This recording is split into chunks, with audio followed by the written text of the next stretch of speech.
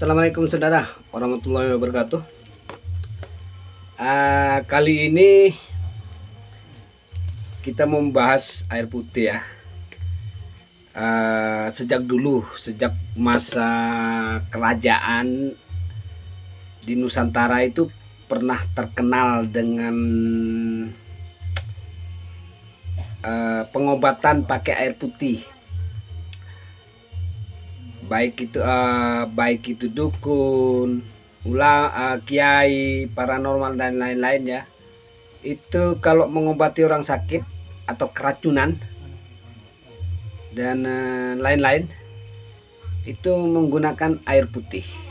Nah, ini air putih inilah yang pernah membingungkan tabib dari luar Nusantara mengenai pengobatan air putih. Jadi mereka bingung. Dokter-dokter dari luar negeri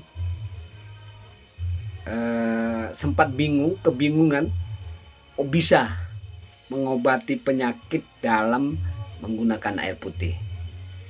Nah, mari kita saksikan video berikut ini. Ulasannya dari Tegar TV kalau tidak salah ya.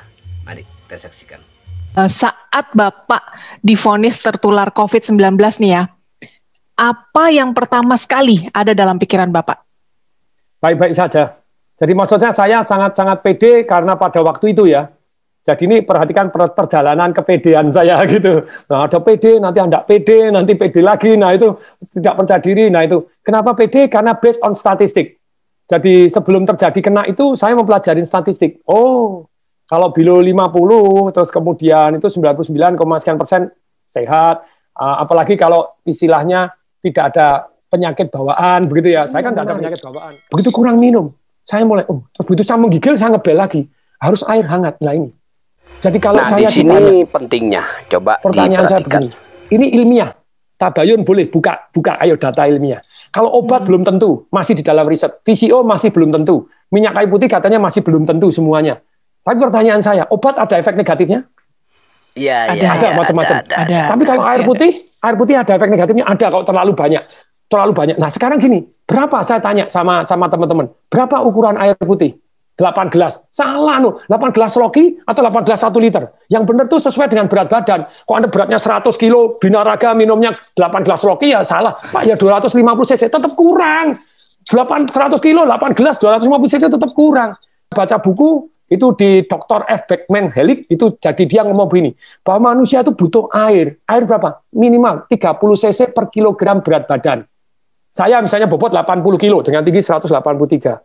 Bukan 8 gelas, yang benar 2,4 liter, 30 cc kali kilogram per berat badan. Pertanyaan saya, betul nggak kalau kurang air, ayo para dokter, para ilmuwan, kalau kurang air 4% Anda lemes, kurang 7% Anda sakit. Ayo mari kita buka, cari data, cari buku boleh. Kurang 20% Anda mati. Dalam hidup ini semua boleh kurang 20%. Mati. Anda kurang 20% apapun boleh. Kurang protein, kurang kalsium, kurang oksigen 20% Anda masih hidup. Tapi kurang air 20%, you die. Pertanyaan saya, kenapa di rumah sakit tidak diwajibkan minum? Halo rumah sakit. Ini penting sekali. Kenapa tidak diwajibkan minum? Lupa tuh kan harusnya minum sadar sendiri. Tidak bisa. Saya ini tidak punya pengalaman sakit, saya diinfus. Karena diinfus saya pikir tidak perlu minum. Jadi saya merasa kondisi saya drop luar biasa karena kurang air. Nah sekarang kan sudah ada penelitian bahwa ternyata kalau yang namanya orang kena COVID itu darahnya mengental, makanya dikasih heparin, dikasih aspirin. Kenapa dikasih heparin? Suruh minum, woi. Wajibkan minum, diukurin, air hangat. Halo, please deh tolong disampaikan ke semua rumah sakit, semua orang-orang dokter-dokter, please. Karena ini ilmiah. Anda bilang kalau PCO belum terbukti obat-obat, Actemra apakah pasti saya dikasih Actemra, 1 suntikan 12,9 juta. Ternyata saya baca, betul itu menurunkan inflamasi. Tetapi kalau Anda kena pneumonia, kena TBC, kena itu mati loh. Banyak yang itu ada penelitian tuh dikasih 5, ada yang ini mati loh, ada yang bahaya. Makanya saya suruh tanda tangan tuh, if something happen. Nah kalau itu belum terbukti menyehatkan, kalau air terbukti kalau kurang mematikan, kenapa tidak diwajibkan minum? Hoi. Sorry, saya sangat-sangat emosional karena saya ngerasain tidak bisa bernapas seperti apa. Mestinya kan air toh, supaya airnya, aduh nih, jadi diwajibkan minum. Jadi wajib, halo, diukurin, wajib minum, ayo minum sedikit, 100 cc air hangat, 100 cc air hangat. Kalau Anda tidak percaya, perhatikan, kalau Anda lagi demam panas, Anda minum air hangat langsung, Anda beres keringetan, diukur, langsung suhunya turun kok. Iya. Coba, kalau ini sudah terbukti menyembuhkan, kenapa kok tidak diwajibkan? Wajibkan, boy. Saya sangat-sangat gemes ini. Semoga ini jadi viral, tidak apa-apa. Jadi amin.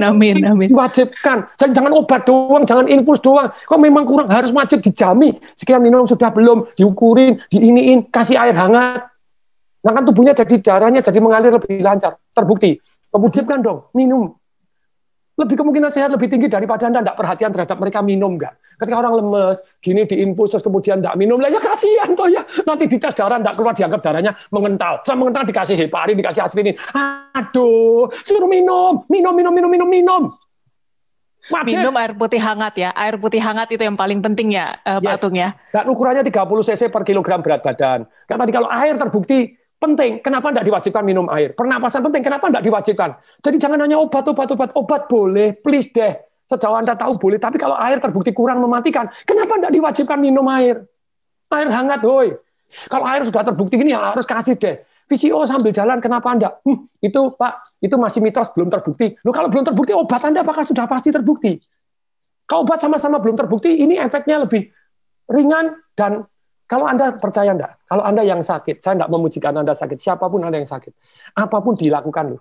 Suruh minum obat ini, nanti kalau kemungkinan mati ya daripada ini ya mati kesembuhan ya apa ya, suruh apa ini. Lah kalau VCO kan baik-baik gitu ya. Kenapa enggak gitu loh. Jadi ada penelitian bahwa ternyata orang yang gembira itu megahertznya tinggi.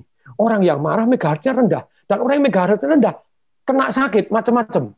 Jadi itu dokter penelitian, jadi orang-orang ternyata yang sakit, itu gelombangnya beda dengan orang yang sehat.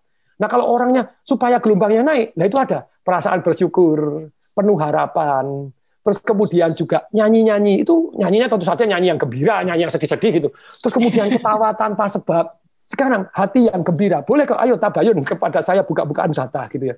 Kenapa enggak diwajibkan? Yo, kenapa enggak diwajibkan kalau ternyata secara ilmiah terbukti bahwa menaikkan imun sistem dan megahertznya tinggi, energinya tinggi. Kenapa diwajibkan? Nyanyi bareng, ayo nyanyi walaupun pakai masker, nyanyi, nonton video lawak, itu diwajibkan. Kan itu cost nothing. Kalau diperkenankan Tuhannya. Misalnya saya diperkenankan kasih saya panjang umur dan sembuh dari penyakit ini. Tapi kalau saya harus diambil, izinkan ya, diambil dengan gembira. Harus protokol kesehatan. Ya, iya. Itu dari saya. Iya. Baik Pak Tung, terima kasih banget Pak sudah mau sharing sama Tagar TV. Sehat terus Bapak dan semoga kisah ini bisa memotivasi mereka yang sedang berjuang melawan corona ya Pak ya. Ya. Salam dahsyat. Salam dahsyat. Yap, video yang sangat menarik ya, membahas tentang air putih. Khasiatnya air putih. Ya, videonya cukup menarik untuk ditelaah ya. Tentang air putih, memang dari zaman dulu air putih dijadikan sebagai konsumsi oleh para leluhur kita dahulu.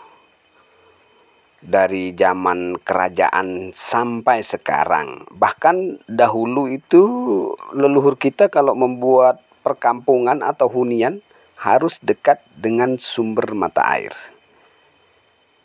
Jadi air putih memang sangat penting dan perlu untuk dikonsumsi setiap hari. Oke saudara, terima kasih atas perhatiannya dan sampai jumpa pada pembahasan budaya, sejarah, dan pariwisata. Juga jangan lupa Tegar TV di subscribe ya. Oke, terima kasih.